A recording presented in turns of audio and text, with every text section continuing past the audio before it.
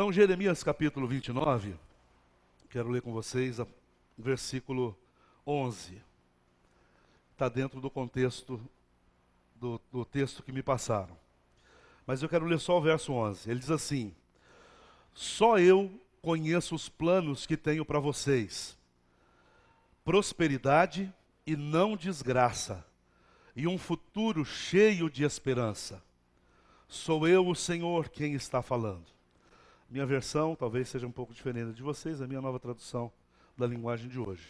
Vou ler mais uma vez para você tomar ciência aí do texto. Só eu conheço os planos que tenho para vocês, prosperidade e não desgraça, e um futuro cheio de esperança. Sou eu, o Senhor, quem está falando. Amém? Pai, nós queremos te bendizer e enaltecer o seu nome de todo o coração. Muito obrigado por tudo aquilo que o Senhor já está fazendo na vida dos meus irmãos aqui. Que coisa boa, Senhor, é poder ver os nossos amigos, os nossos irmãos. Isso, Senhor, de fato é uma renovação, é um refrigério para o nosso coração, traz motivação para a nossa alma. Só o fato de estar aqui, Senhor, é bênção para nós. E eu acredito na sua palavra, e todos nós aqui acreditamos, que onde está o povo do Senhor, aí está a sua bênção e a vida para sempre. Porque é aí que o Senhor gosta de derramar uma bênção generosa. Muito obrigado por tudo que o Senhor já tem feito, por esses louvores tão maravilhosos, Senhor, que foram verdadeiras pregações ao nosso coração. Por isso nós queremos agora pedir que o Senhor nos ajude, nesse momento que nós queremos ouvir um pouquinho mais da palavra do Senhor. Pedimos que seja o teu Espírito a falar conosco. E não, Senhor, um homem, não uma pessoa, mas que seja o Senhor a traduzir a sua mensagem, aquele conteúdo, aquela palavra, que só o Senhor sabe transmitir e sabe fazer bater com aquilo que a gente precisa. Senhor, tem misericórdia de todos nós. E faça, Senhor, esse momento valer a pena, a fim de que todos nós sejamos abençoados em nome do Senhor Jesus de Nazaré. Amém? Irmãos, capítulo 29 aqui de Jeremias, talvez vocês já tenham ouvido essa semana, ele trata aqui de uma carta que Jeremias envia para os exilados. A situação do povo de Deus não estava boa, porque o povo de Deus havia pecado contra o Senhor, e o Senhor havia permitido que o seu povo recebesse disciplina. E Deus usou uma nação, e usou a Babilônia, para disciplinar o seu povo. E esse momento que o povo de Israel estava passando, e estava experimentando, foi um momento trágico. As pessoas, ao se depararem com essa realidade, ao tomarem conhecimento daquilo que estava acontecendo, e daquilo que Deus estava anunciando através do profeta Jeremias, que iria perdurar e prevalecer durante 70 anos, para eles parecia uma piada, uma afronta. É impossível que nós, o povo de Deus, possamos passar ou experimentar uma tragédia como essa. É impossível que nós, o povo da aliança, o povo escolhido por Deus, eleito em Abraão, possa ser dominado por uma nação pagã, perversa, indesejável. Nós não acreditamos nisso.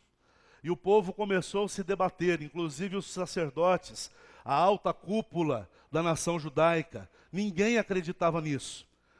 E somente o profeta Jeremias, usado por Deus e informado pelo Senhor, é quem levanta a bandeira da corrente contrária, dizendo que nada do que os judeus estavam pensando é que de fato era verdade. Jeremias assume uma postura tremenda, uma postura corajosíssima, um homem que tem coragem de falar contra a alta cúpula judaica e chamar essas pessoas, especialmente os sacerdotes, de falsos profetas.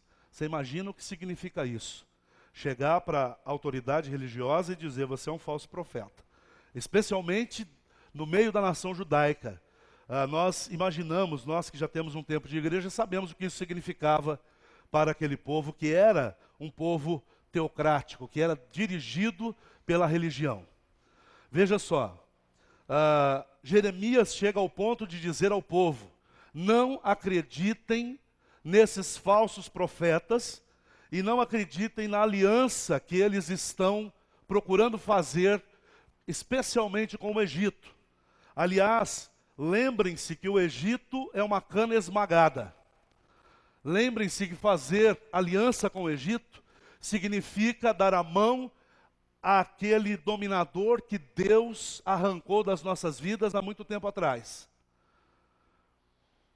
O que os judeus e a alta cúpula judaica estava propondo, na verdade, era de novo atrair a tragédia, atrair a disciplina, atrair o peso da mão de Deus sobre o seu povo. Quando a gente pensa sobre uma realidade dessas, eu fiquei imaginando que o nosso coração, na verdade, começa a clamar por algo diferente. E a gente, quando começa a pensar num futuro diferente, a gente não pensa num futuro de tragédia, a gente começa a pensar num futuro de esperança. A gente começa a cultivar a esperança no nosso coração. Talvez seja exatamente por isso que o Senhor diz para eles, através dessa carta de Jeremias, as seguintes palavras nos versículos seguintes que me foram propostos. Então vocês vão me chamar e orar a mim, e eu responderei. Vocês vão me procurar e me achar, pois vão me procurar com todo o coração. Eu queria pensar um pouquinho com vocês sobre esse futuro que a gente deseja. Um futuro com esperanças. Esses dias aqui, finalzinho do mês de janeiro, o Brasil também experimentou uma tragédia terrível. O último domingo do mês de janeiro, dia 27, o Brasil acordou com uma notícia terrível de que cerca de 230 jovens e 130 feridos que estavam numa boate que comportava apenas, em média, 600 pessoas, e naquela noite tinha cerca de 1.200, essas pessoas haviam perdido a vida ou estavam gravemente feridas. Todos nós ficamos aturdidos, acordamos com o coração na mão. E para mim, uma das cenas mais chocantes foi aquela quando a televisão começou a mostrar os corpos chegando no ginásio de esportes e sendo estendidos pelo chão, e os pais e os parentes do lado de fora começando a se aglomerar, esperando a hora de entrar, não para se divertir, não para assistir a um jogo, não para distrair, não para arejar a consciência e o coração, mas para identificar um parente ou vários parentes mortos tragicamente. No primeiro mês do nosso ano, do novo ano que nós mal acabamos de começar, nós registramos a nossa primeira grande tragédia. Primeira grande tragédia. E eu fiquei pensando, meu Deus, que absurdo é isso. Que coisa absurda é essa que nós estamos vivendo. Mas, quando eu pensei sobre isso, eu imaginei que não é só o Brasil, não foi só Santa Maria, no Rio Grande do Sul, que experimentou um domingo absurdo. O nosso país, o mundo, vive um absurdo. O mundo em que nós vivemos é um mundo de absurdos. Quando nós ainda nos deparamos em pleno século XXI, com tanta cultura, com tanta tecnologia, com tanto desenvolvimento científico, pessoas ainda brigando, guerras que tiram a paz e a felicidade das nações. Quando a gente ainda se depara com um mundo de violência na cidade, no campo, violência urbana e rural, com a violação dos direitos das pessoas e das comunidades, nós estamos vivendo num mundo absurdo. Quando a gente vive num mundo onde ainda 2/3 da população passam fome, onde ainda existem crianças morrendo de inanição completa, aonde existem nações jogando fora diariamente toneladas de comida no lixo. Nós estamos vivendo um mundo absurdo. Esse mundo que nós vivemos é um mundo absurdo. Quando a gente vive num mundo de crianças ainda abandonadas nas ruas, ainda abandonadas nas ruas, mesmo tendo cidades ricas, mesmo sendo um país emergente, ou mesmo morando num país de primeiro mundo, é possível vê-las perambulando pelas ruas, crianças grandes, crianças pequenas, gente do mundo inteiro abandonado, largado, desprezado, mendigando. Esse mundo é um mundo de absurdo. Nós não podemos dizer outra coisa, senão que vivemos num mundo de negligência. Vivemos num mundo de negligência e de todo tipo de ameaça de morte contra a vida e contra a natureza do ser humano. Esse mundo é um mundo absurdo. E tudo isso me faz voltar para o mundo do profeta Jeremias e pensar na realidade dele. Porque a minha realidade hoje, a realidade do profeta Jeremias, é uma realidade absurda. A experiência do profeta Jeremias, que viveu aqui no período em que o povo de Deus teve que ir para o cativeiro, o povo que foi chamado para a liberdade, o povo que foi chamado para ser cabeça e não cauda, o povo que foi chamado para ser a luz do mundo, o povo que tinha que dizer com o Salmo 67, você lembra as palavras do Salmo 67? Seja Deus gracioso para conosco e nos abençoe, e faça resplandecer sobre nós o seu rosto, e que o Senhor nos abençoe sobre toda a terra, para que o seu nome seja conhecido nela.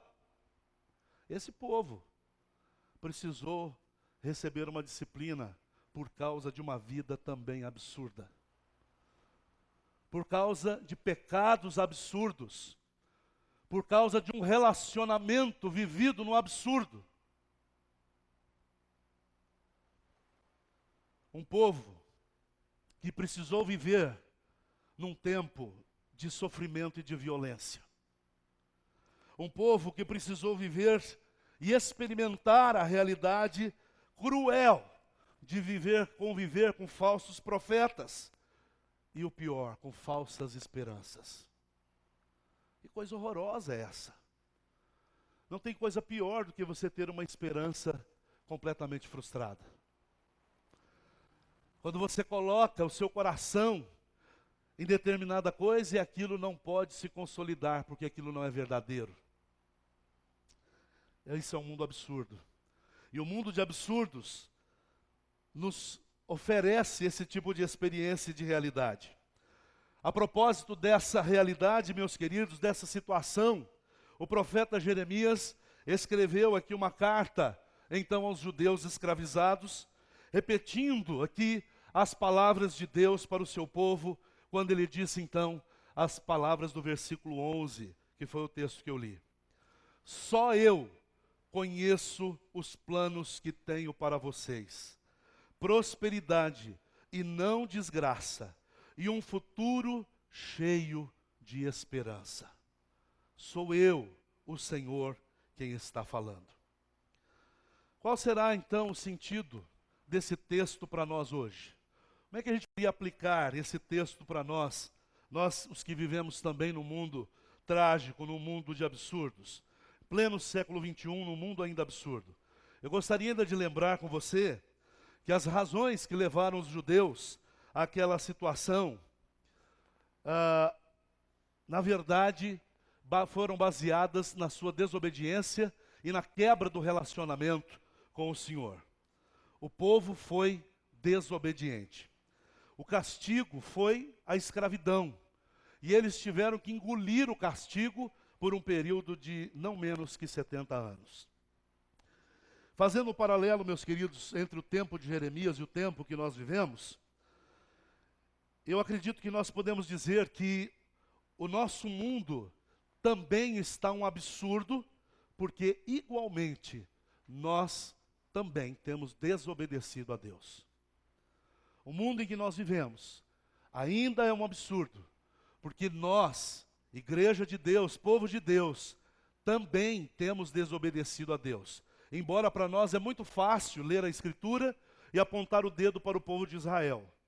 Embora para nós seja muito fácil nos indignar contra o povo de Israel, quando a gente lê acerca dos seus pecados e das suas desobediências. Mas nós, será que vivemos uma situação completamente diferente? Ao meu ver, vivemos um mundo de absurdos. E se alguém tem dúvidas, eu gostaria que você fizesse uma avaliação da nossa sociedade. Vamos pensar no mundo que nós vivemos. Essa semana eu recebi a revista Veja, e eu não sei se você também já viu, mas na capa da revista traz uma matéria que me deixou mais ainda convencido do absurdo que é o mundo que a gente vive. Há uma pergunta: você quer transar comigo? Capa da revista Veja da semana. Você quer transar comigo? É a tradução de uma expressão em inglês de uma nova rede social, aonde os amiguinhos clicam nas possíveis transas que gostariam de ter ou de realizar com os seus amigos e amigas.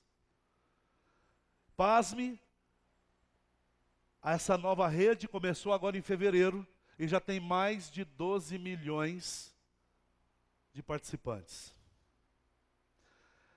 Essa não é a única, existem várias outras. E todas elas que começaram, algumas começaram em janeiro, as outras agora em fevereiro, todas elas já com milhares de pessoas clicando, participando e escolhendo quem seriam os seus possíveis casos sexuais. E a hora que eu abri a revista para dar uma olhadinha na matéria da capa, tinha lá estampada a foto de um casal, um rapaz muito bonito, uma moça também bacana, novinha, muito bonita.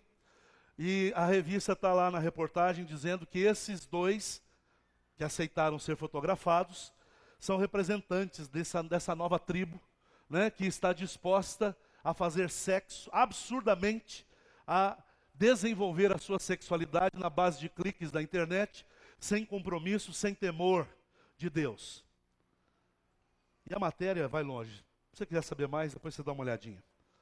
Mas se você quer ter dúvida, se você tem alguma dúvida do absurdo que é o nosso mundo, leia matérias como essa. Se alguém tem dúvida disso, pergunte-se como é a nossa sociedade. Como é o povo aqui de Bauru? Todo mundo é comportadinho? Você não vê atrocidades pela rua? Se você vê isso pela rua ou pela televisão, muito bem. Estamos no mesmo mundo, vivemos no mesmo mundo. A nossa sociedade é a mesma, irmãos, e nós podemos caracterizá-la, podemos fazer uma caricatura dela. Temos uma sociedade arrogante, egoísta, individualista e desamorosa. Uma sociedade, infelizmente, onde as pessoas já não valem pelo que elas são, mas por aquilo que elas produzem, por aquilo que elas consomem. O valor das pessoas não está no seu caráter, mas está naquilo que elas representam, em termos capitalistas, em termos financeiros, em termos de consumo. Portanto, guerras, fome, ameaças de morte, são os resultados desse mundo sem amor e sem respeito pela vida.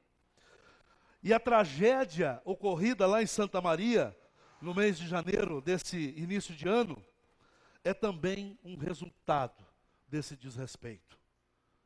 O mundo de Jeremias era o resultado do desrespeito a Deus, a sua palavra e as suas ações poderosas e bondosas para com o seu povo.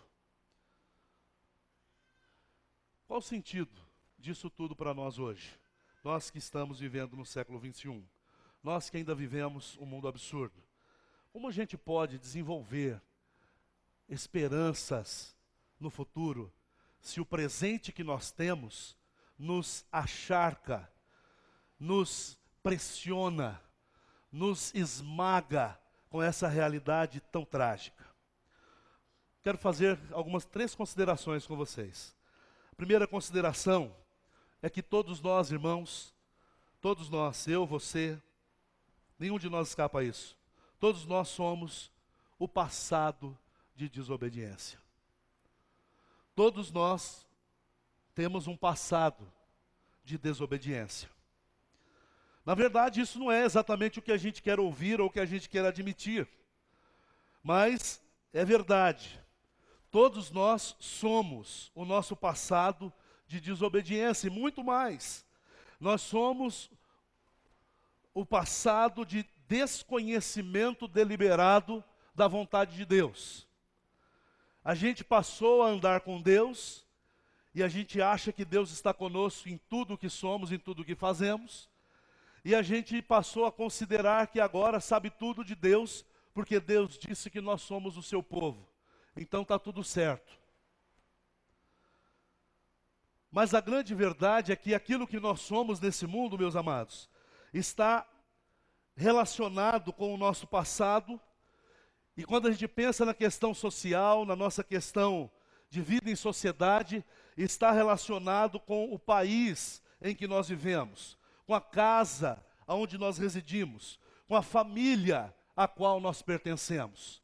Nós somos resultados desse emaranhado de variáveis, desse conjunto e desse emaranhado de variáveis. Na verdade, nós somos a síntese, somos o resultado do nosso passado, de erros, também de acertos.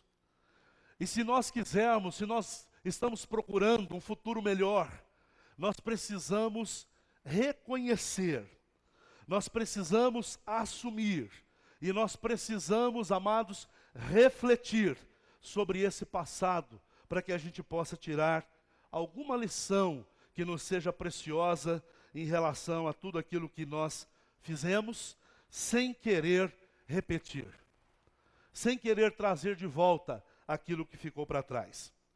Se nós não estivermos dispostos a esse tipo de reflexão, se nós não estivermos dispostos a olhar para os nossos rastros que ficaram, se nós não estivermos dispostos a considerar e a reconsiderar a nossa história, por que somos quem somos, se nós não pararmos, irmãos, e à vista da palavra de Deus, nós não crivarmos a nossa realidade, o nosso caráter, quem nós somos até aqui, nós vamos continuar sendo o que fomos e vamos repetir o que não gostaríamos.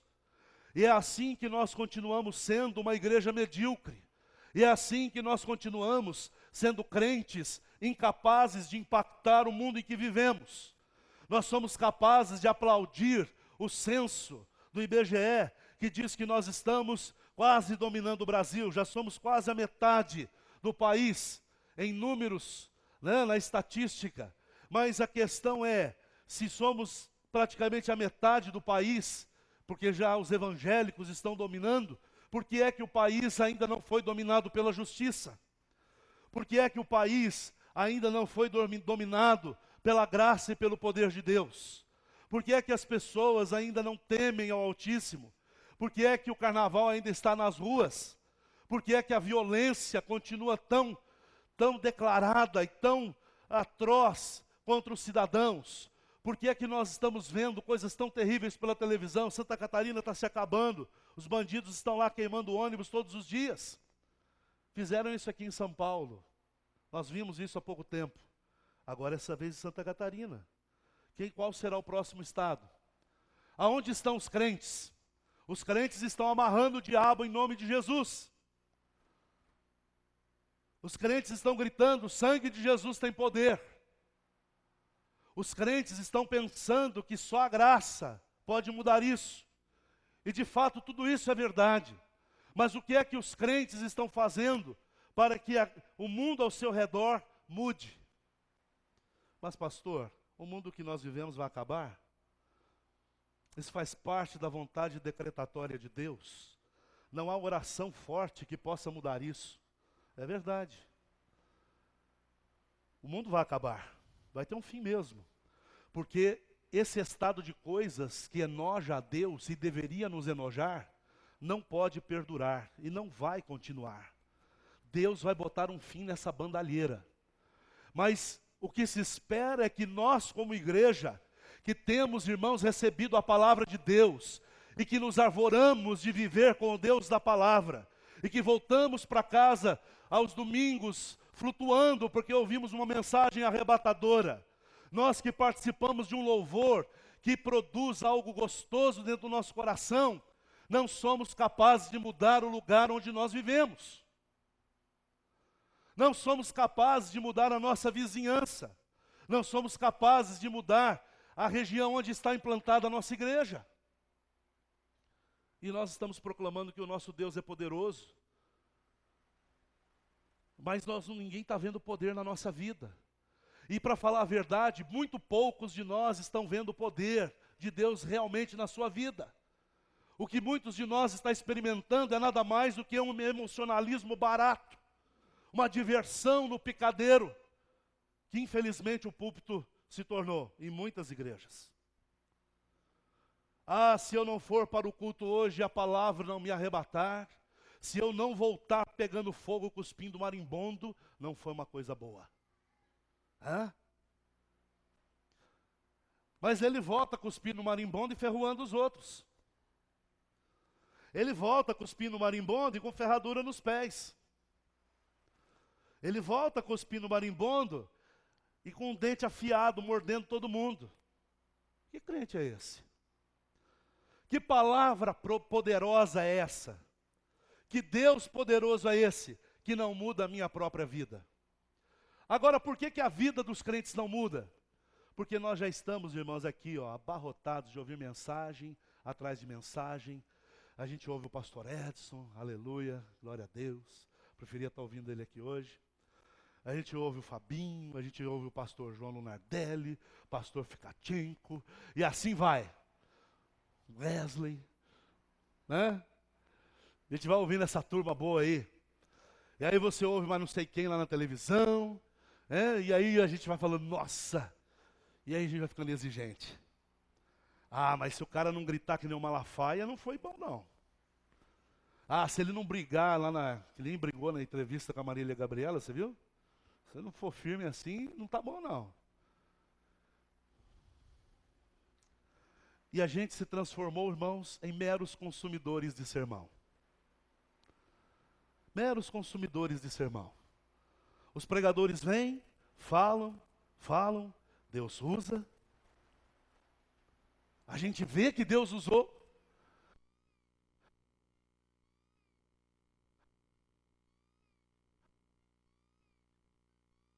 A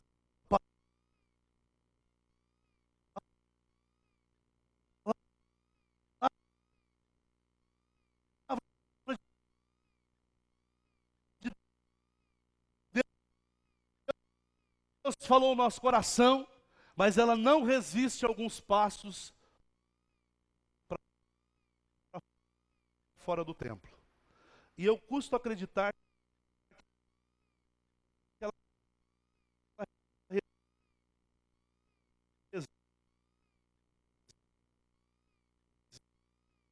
resista a permanecer na mente e no coração ainda até sair do templo. Porque alguns, quando chega na porta e você cumprimenta, como é que foi? Foi uma...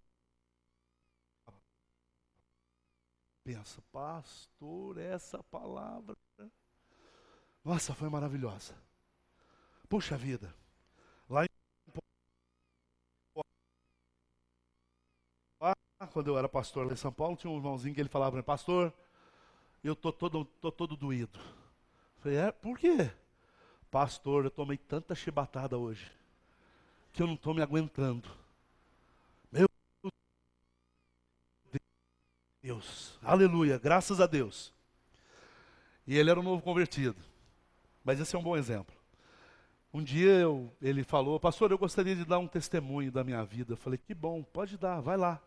Aí ele foi, subiu um domingo à noite.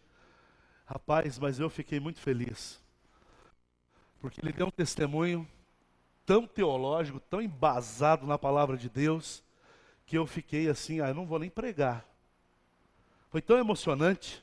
Estou falando sério, não é brincadeira não. Foi uma coisa fantástica. Agora eu mudei de igreja. E agora eu escuto outras coisas. E escuto coisas tipo assim: pastor, o sermão foi maravilhoso, mas foi chibata, hein? Olha, em mim não pegou não, mas passou assim, ó, do lado. Pensou? Em mim não chegou a pegar não, mas passou assim, ó, lambendo assim, ó. Aí eu falo assim, não pegou porque você saiu fora, né, cara? Ah, tá bom. Mas irmãos, a grande desgraça nossa é que a gente perdeu a capacidade de considerar, de refletir e de assumir, quando a gente encontra falhas em nós, trabalhar as mudanças. A mudança, o problema nunca é nosso. O problema é da igreja. Mas essa igreja não é mais como ela deveria ser. Essa igreja já foi tão boa. Agora eu vou ter que ir para a igreja da esquina. E daqui mais uns 2 anos, quando eu acabar de consumir tudo que tinha de bom lá, eu preciso ir para outra igreja, porque ela também não vai ter mais nada. E assim nós vamos tendo um bando de crentes sanguessugas, que só estão sugando, mas não permitem que aquilo que eles sugam transforme as suas vidas.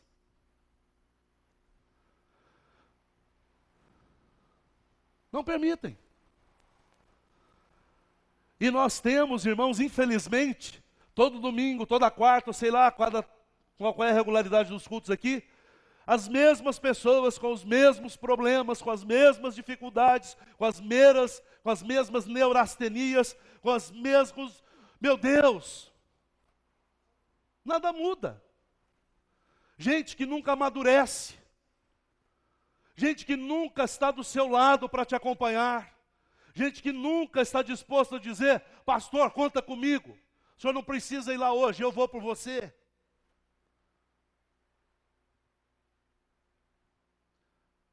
Gente que você nunca pode pensar que ele já deu alguns passos, porque quando ele mostra para você o seu caráter, o caráter dele, você percebe que está lá atrás.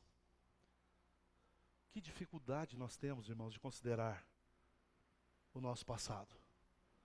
Que dificuldade que nós temos de encarar quem de fato nós somos. Que dificuldade de encarar que a nossa família produziu a gente desse jeito. Que dificuldade de encarar as nossas fraquezas e falhas e dizer, não, o mundo está um absurdo porque eu não me tornei melhor. Esse ano, a minha igreja está experimentando alguns absurdos porque eu continuo mais absurdo do que deveria ser.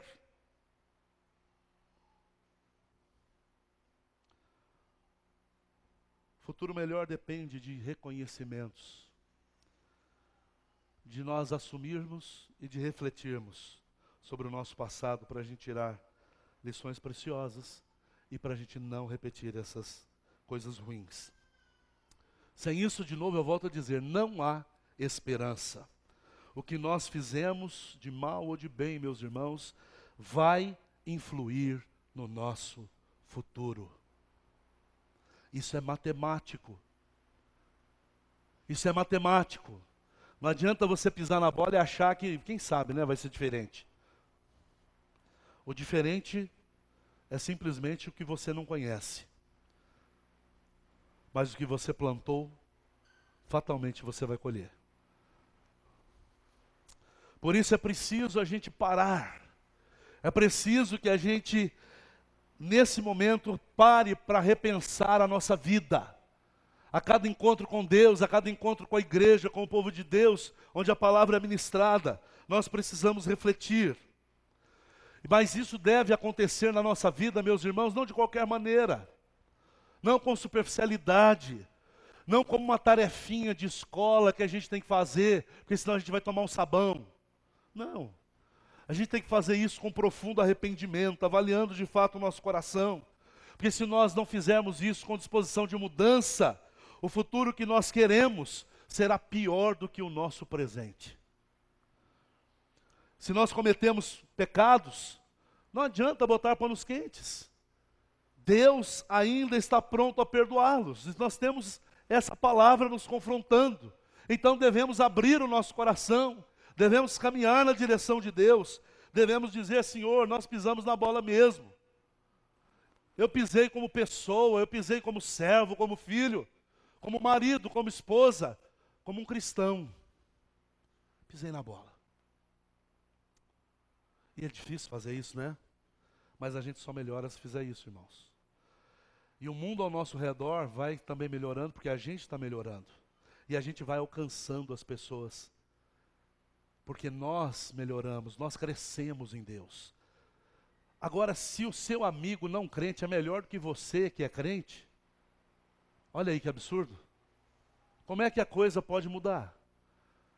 Se lá na escola você não estuda para a prova, pega a cola com todo mundo. Se você que é cristão e fica com tudo que é menina, ou vice-versa, não é? Se você falsifica as coisas para sair na boa, para não pagar o preço, se você encobre a verdade para não ser confrontado, né? Se você não levanta a mão para falar, ó, fui eu, se você não espera no lugar para dizer, fui eu, como é que o mundo vai mudar? Outro dia aconteceu um fato muito triste lá em Andradina.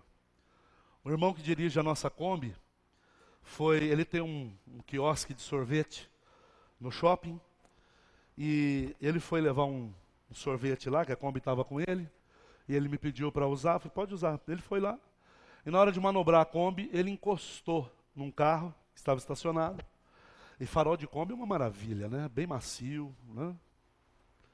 O bicho parece um anzol, assim, de pescaria, né? Encostou, ele arranca tudo. Mas o problema é que o para-choque do carro, onde ele encostou, estava amarrado com arame. Estava pior que a Kombi da igreja. E o para-choque caiu. O para-choque simplesmente caiu no chão. Aí o rapaz pegou e falou, meu Deus, e agora? E agora, cadê o dono desse carro? Falou, vou ficar aqui, né? Tem que ficar aqui. E ficou lá, do lado da Kombi, parado, esperando o dono do carro aparecer. Aí o dono do carro apareceu. E ele falou, ô meu querido, é você? Falou, pois é, rapaz, sou eu. Imagina, era um querido de uma outra igreja, de um outro tempo já conhecido. Um querido. Querido, sem querer encostei no seu carro, rapaz, e o seu para-choque... Ai, meu Deus do céu. Não, querido, mas fique tranquilo, a gente vai dar um jeito. Espera aí. Ligou para mim, pastor, aconteceu assim, eu encostei no carro. E o carro é do irmão fulano de tal, de um queridão. Falei, meu Deus. E aí?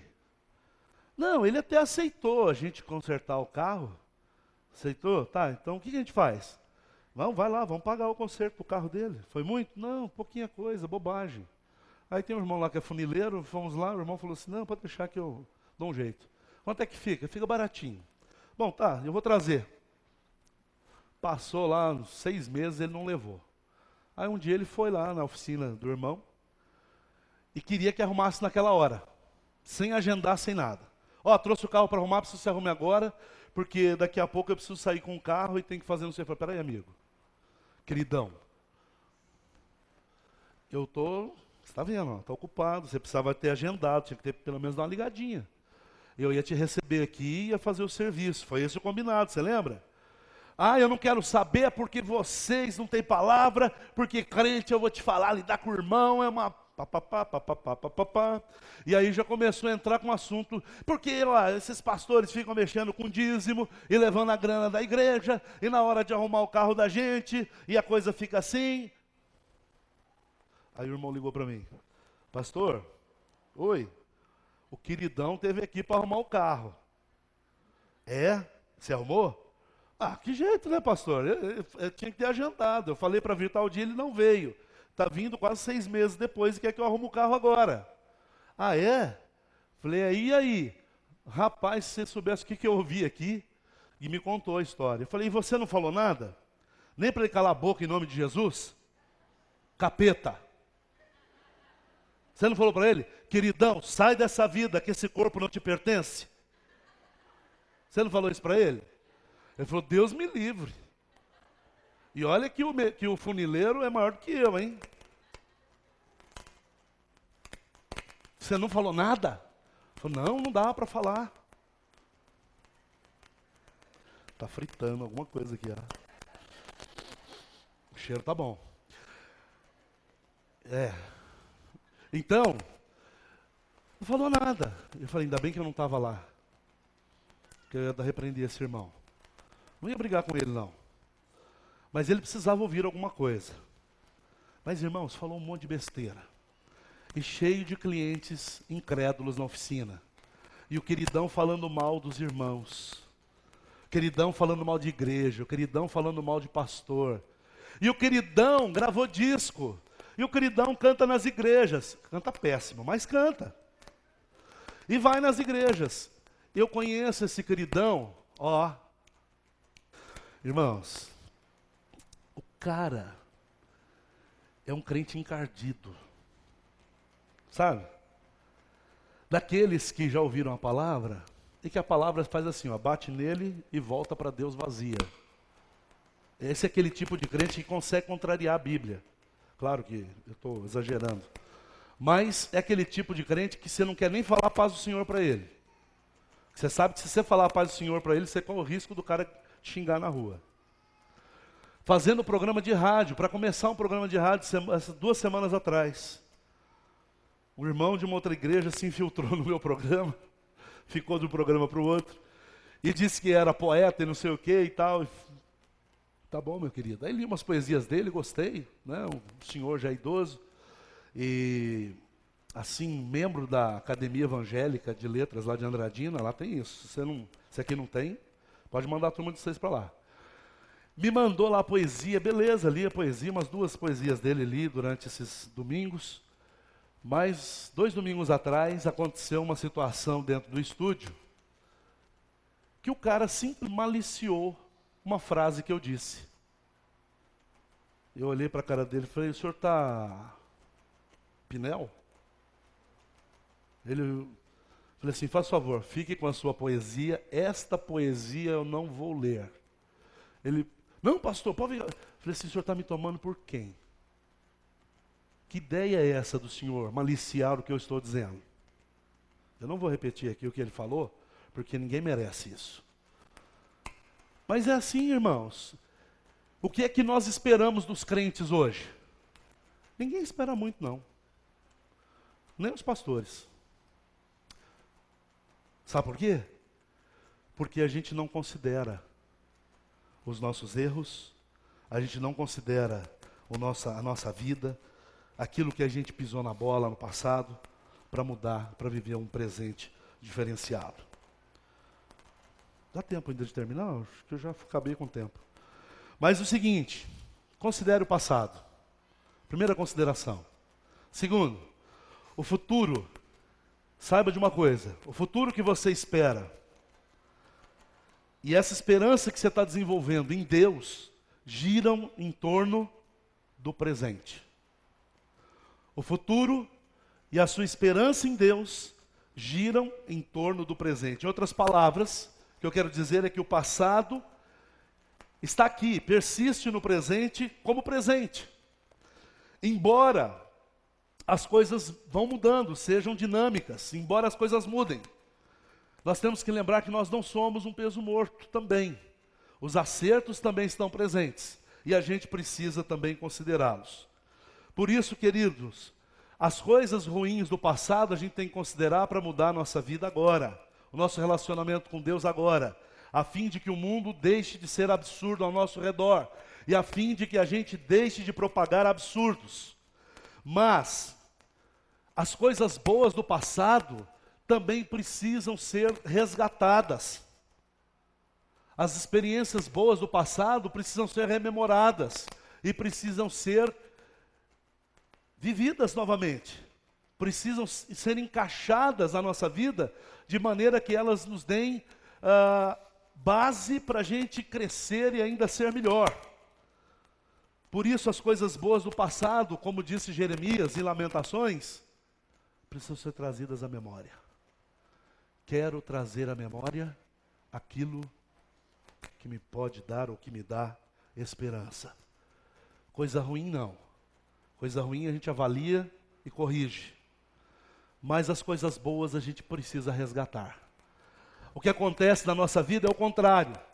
A gente vive lembrando de coisa ruim e sepulta as coisas boas.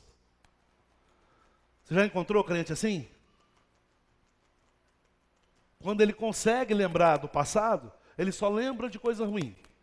Ah, pois é, aqui nessa igreja eu já sofri muito. E se eu soubesse que a irmã fulano, cicrano, aquele líder, o pastor, não sei quem, blá, blá, blá, blá. E as coisas boas? Ah, nem dá para contar, sabe?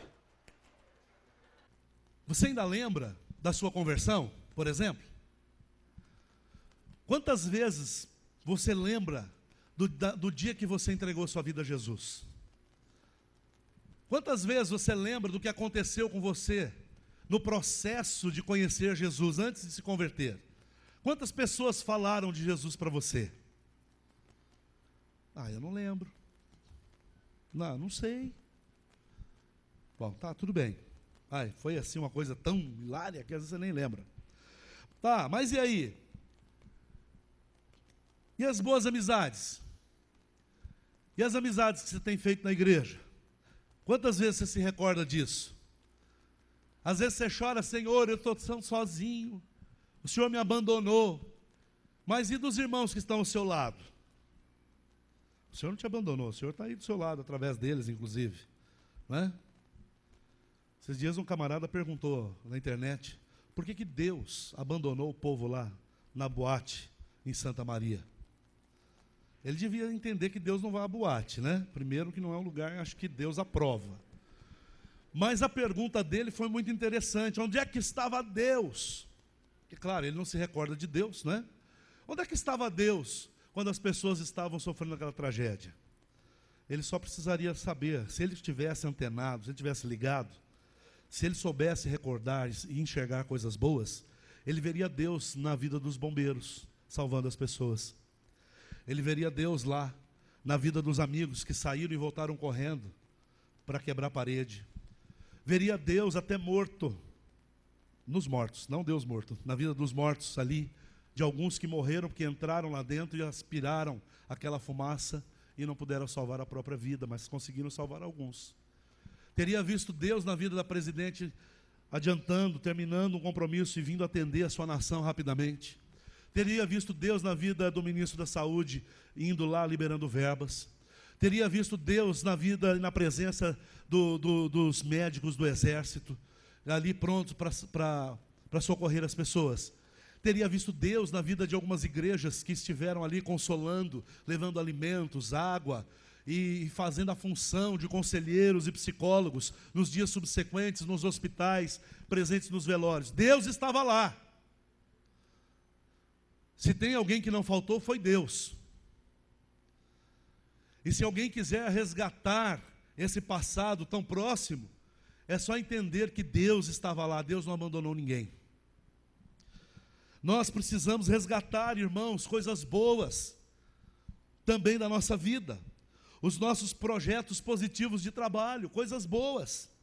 Precisamos trazer à nossa memória a excelência dos talentos que Deus nos conferiu, a maneira bonita como Deus nos usa no reino, como Deus nos usa para alcançar pessoas e para abençoar pessoas. Nós precisamos trazer de novo à memória a alegria da consagração dos nossos dons ao Senhor, dos nossos votos, das nossas promessas diante de Deus, entre tanta coisa boa. A gente precisa resgatar, precisa trazer a família que Deus nos deu, a esposa, o marido. Amém? Amém. Amém, né? Amém, né, Lu? Glória a Deus. Nós precisamos considerar o passado? Precisamos, porque nós somos o nosso passado. Mas se nós quisermos considerar um futuro de esperanças, precisamos entender que o futuro está aqui agora. Precisamos entender que o futuro está aqui, que o futuro vem hoje. O profeta Jeremias proclamou que a palavra de Deus, meus irmãos, está sendo cumprida na vida do seu povo, ou na vida do povo do seu tempo, mas aquele povo e o nosso povo também precisa assumir atitudes Eles precisavam assumir atitudes, e nós precisamos assumir atitudes que foram negligenciadas. E atitudes básicas, como as que Jeremias disse. É preciso invocar, é preciso orar, é preciso buscar a Deus, porque o futuro está chegando. Aquilo que parece que está tão longe de nós, está mais perto do que a gente imagina. A gente quer tanto fazer 18 anos, não é? Para ser maior logo, para dirigir logo, para poder sair mais à vontade logo, para se livrar um pouco dos pais, né? E parece que nunca chega o tal dos 18 anos. E aí a gente faz 18 anos e fala assim, pô, aleluia, glória a Deus, agora eu sou o cara, né? Muito bem. E aí, de repente você olha para trás e fala, eu queria tanto ter 18 anos. Parece que foi ontem que eu fiz 18 anos. Eu estou com 25, mas ontem parece que eu fiz 25 anos. 18. Vocês viram que eu estou com 25, já nem lembro mais direito da idade, né? Mas olha só, o futuro chega, e chega rápido. Nós como igreja estamos dizendo, Jesus está chegando. Mas faz 2000 anos que Ele está chegando, gente. Vai demorar mais, quem sabe, uns 2000 anos, não é? O futuro está mais perto de nós do que nós imaginamos. Muito bem. O futuro está, aquele futuro, com aquela expectativa que nós tínhamos, que nós estamos querendo alcançar, está chegando mais próximo de nós. Alguma coisa que está sendo continuamente construída e que precisa, no nosso caso como igreja, ser construída nas bases certas. O nosso futuro, irmãos, de esperança, precisa ser construído numa base de convivência com Deus e com o próximo. A palavra de Deus nos fala de um futuro melhor, mas esse futuro melhor e esse futuro cheio de santas expectativas não acontece construído sobre nada. Ele tem uma base, Deus é a base, o relacionamento com Deus é a base, e o relacionamento com o próximo. Dois relacionamentos importantes que são os que temos que manter, e que temos que zelar, que temos que cuidar, a fim de que nós possamos renovar as esperanças, ou alcançar os tesouros que nós já perdemos, mas que ainda estão diante de nós. Por isso é preciso invocar, é preciso orar, é preciso buscar a Deus.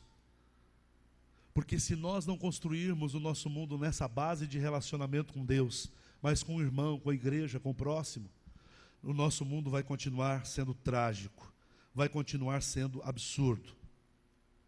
O que é que o profeta Jeremias queria dizer para nós com essa revelação? As palavras de Jeremias, meus irmãos, indicam para nós que o reino de Deus está vindo a cada dia. O reino de Deus está se expandindo a cada dia. Ele já veio, já está presente. Jesus inaugurou o reino. Mas o reino tem um caráter escatológico, futurista. Ele ainda não está completo, ele está vindo ao ponto de se tornar ou de ser completo. E o reino de Deus vem vindo a cada dia, a cada mês, a cada ano novo. Ou seja, Deus continua, especialmente para nós, que somos o seu povo, renovando no nosso coração oportunidades. Oportunidade de consertar, oportunidade de refazer, oportunidade de viver. Deus está a cada dia nos dando um novo tempo. Amanhã, se abrirmos os olhos, Deus estará conosco.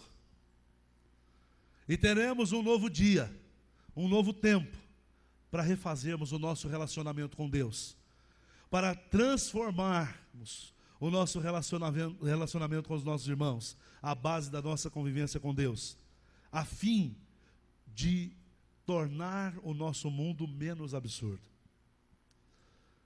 Se abrirmos os olhos, Deus estará conosco. Mas não fique apavorado não, porque se a gente não abrir, a gente vai estar com Deus. Tá bom? Se você não abrir os olhos, sempre vai estar com Deus. Essa nova oportunidade, portanto, de viver, que é concedida a mim e a você, nos é dada com uma finalidade, de que nós retornemos às promessas divinas, que nós passemos a considerar o que Deus tem falado, mas aguardando o tempo de Deus. Promessa, a Bíblia, como promessa, está toda à nossa disposição. Mas nós, irmãos, precisamos que o Espírito Santo disponibilize essas promessas realmente à nossa vida. Nós precisamos ter a palavra de Deus como promessa, entendendo o que significa a promessa como instrumento de Deus para nós nesse mundo absurdo, como um jeito de nos motivar, como um jeito de nos animar, de nos manter com o coração quente, de nos manter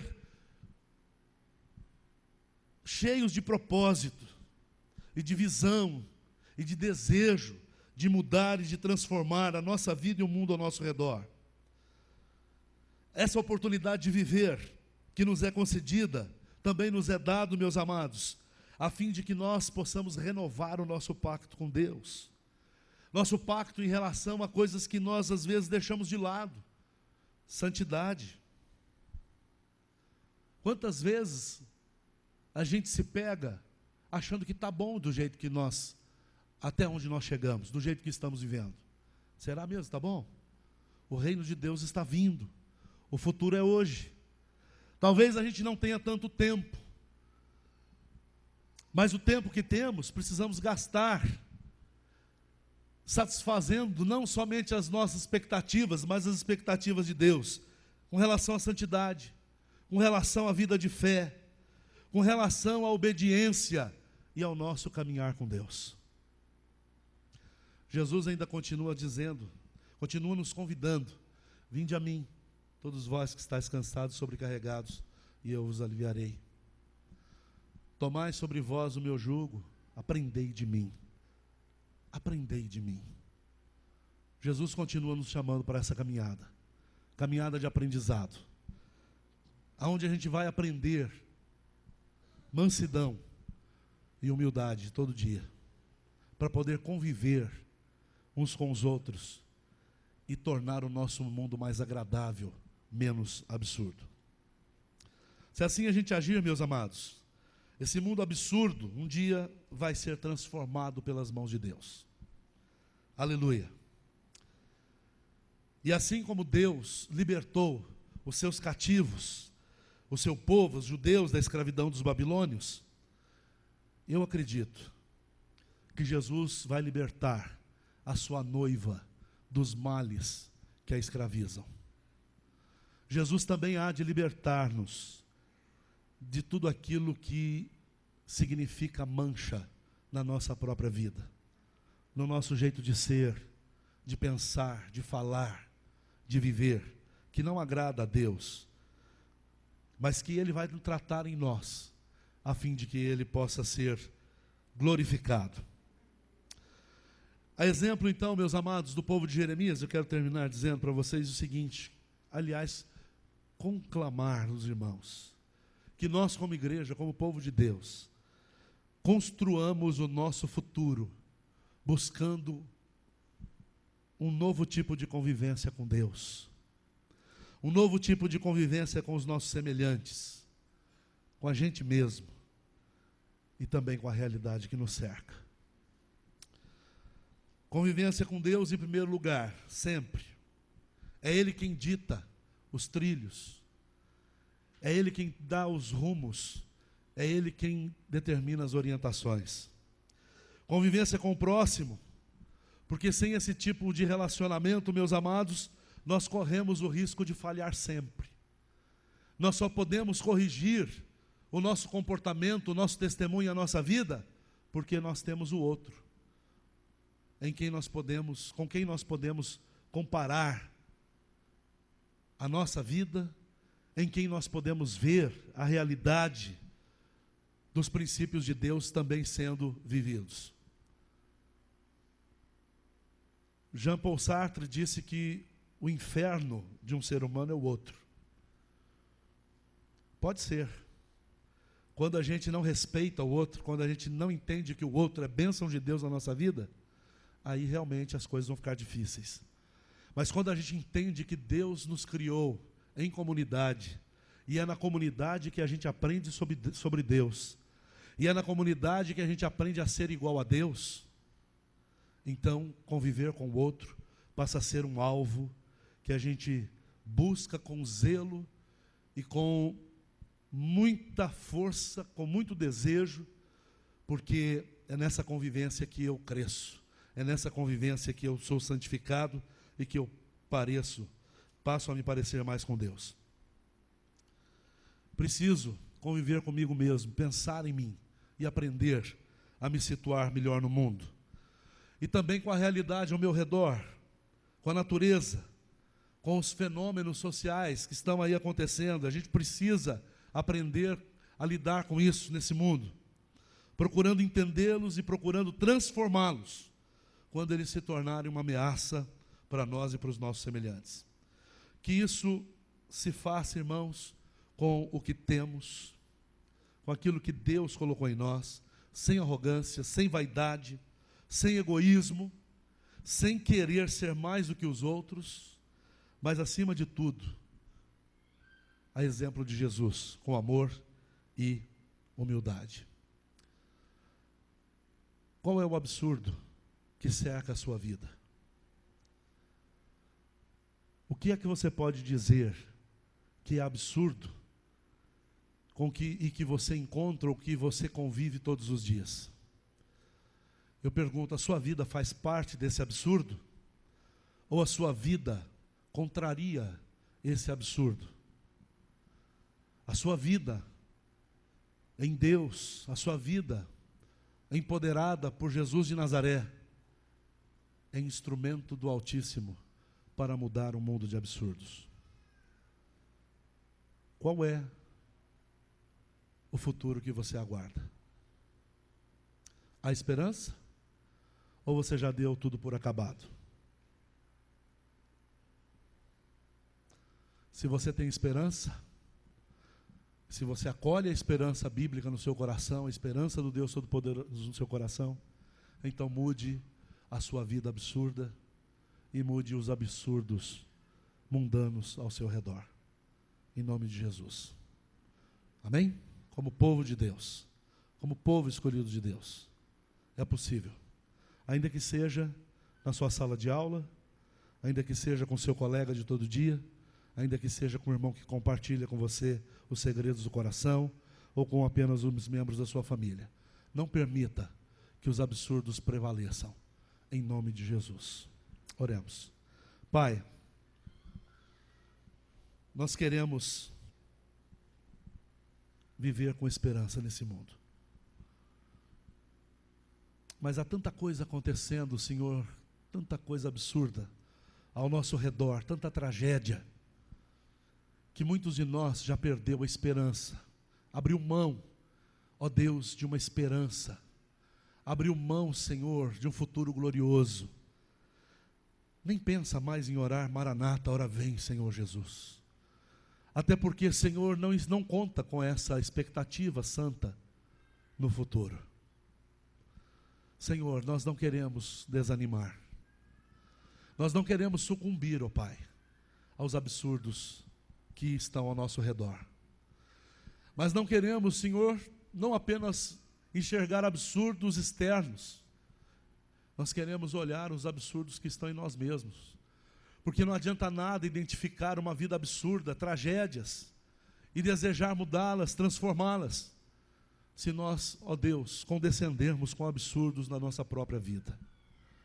Pai, há tanto absurdo que está presente no nosso ser, já há tanto tempo. Coisas que nós imaginávamos que o Senhor iria tratar e tirar com tranquilidade ou automaticamente da nossa vida, mas que ainda estão aí, e nós ainda estamos vivendo história de faz de conta, quando o Senhor está dizendo que isso cabe a nós. E a gente está querendo tapar sol com a peneira. A gente está querendo, Senhor, esconder de nós mesmos a realidade.